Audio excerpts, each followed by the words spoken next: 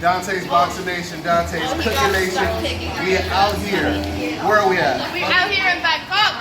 There you go. She's from Ireland. Matter of fact, introduce yourself to the world. My name's Hannah and I'm from Ireland and I'm the biggest fan of cooking show. You hear that? Yeah. The biggest fan?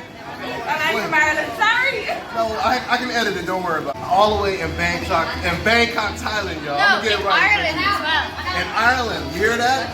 DBN is international, My guys. churros are ready now.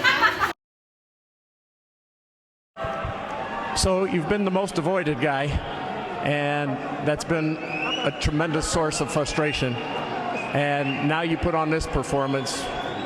Where do you think you are, and what are you looking at? I mean, I think it's an easy question. I think everybody wants to see me against Canelo, right? So, And you can't get into Canelo's mind, but what do you think his assessment would be after seeing you fight tonight? I don't know. I don't really care what his assessment is, but you know they keep putting these contenders in front of me. You know, my last fight was a WBC title eliminator. That's why I'm here holding my belts. You know, they need to give me the opportunity. You know, I'll go through anybody, whoever they want me to go through. The big Charlo want to get it too. So Charlo would be the alternative? He don't want to get in the ring with me because he's a pussy. That's why. Dontaesboxingnation, what's going on, guys? So you heard what David Benavidez said about Jermall Charlo, and you heard him call out Canelo Alvarez. Now, he was obviously a lot nicer when he was calling out Canelo Alvarez as opposed to what he said about Jermall Charlo, but that's expected.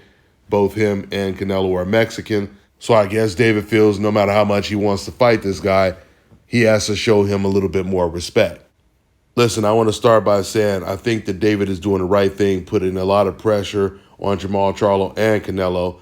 You guys have heard me say on multiple occasions that if Jermall Charlo is not going to get the Canelo fight, if he's not going to fight Andre, then there's no reason not to take the David Benavidez fight at 168.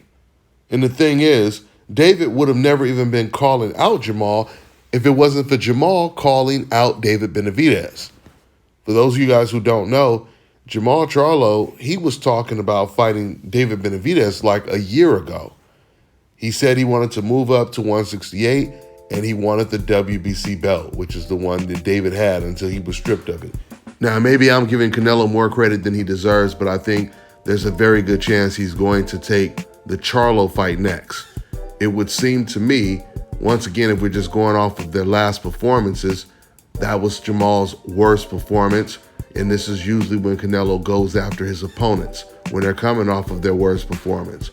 So if he has the option of David Benavidez and Jermall Charlo, I would think that he would pick Jermall Charlo. I would be very, very surprised if Canelo Alvarez does what he's supposed to do and fights the lineal champion, David Benavidez, because that's pretty much what he is. He didn't lose his belt in the ring. So we'll see what Canelo decides to do. I'm going to wrap this one up. That's all I got for now, guys. I'm on to the next one.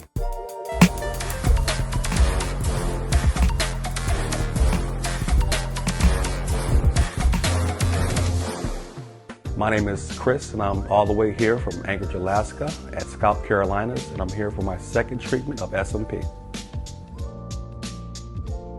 Well, I was sitting at home one day and going over my Facebook page, and they have different, like advertisements popping up, and I saw one for SMP, and I saw some pictures of some guys, a before and after, and I was looking at that, and it caught my attention. So I Googled it, SMP.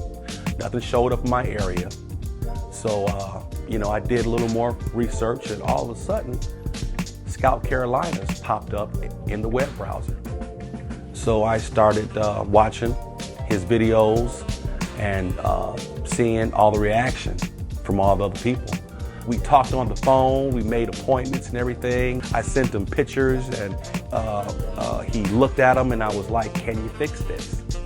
And he pretty much said, no problem. My first session, he made me feel extremely comfortable. It was almost like I was talking to family. He started, and during the whole treatment, we talked and about our families and our life, and and things that he does and things that I do. And before I know it, the first session was over. When you see someone doing something that they love, as much as I see Enoch Glover love what he does, it shows in his work. I wouldn't point anyone in any other direction but here to North Carolina, ScalpCarolinas, to get this done.